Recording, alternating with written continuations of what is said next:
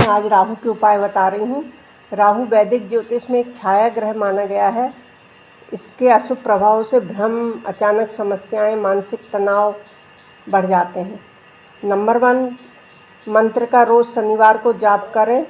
ओम ह्राम ह्रीम ह्रोम स राहवे नमः 108 बार जप करें। नंबर 2, शनिवार के दिन काला तिल, सरसों का तेल, काले कपड़े, उड़द दाल का दान करें। नंबर 3, कुत्तों को भोजन खिलाएं। ये राहु को दोष शांत करने में सहायक माना जाता है। नंबर 4, बहते पानी में नारियल प्रभावित करें। राहु दोष कम करने का पारंपरिक उपाय है।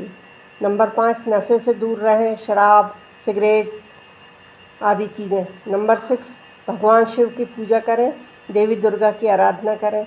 नंबर 7, एक कटोरे में सरसों का तेल लेकर उसमें अपना चेहरा देखकर दान करें, उससे राहु शांत होता है। तो आपको मेरी ये टिप्स कैसी लगी? आप लाइक करें, सब्सक्राइब करें, कमेंट करें।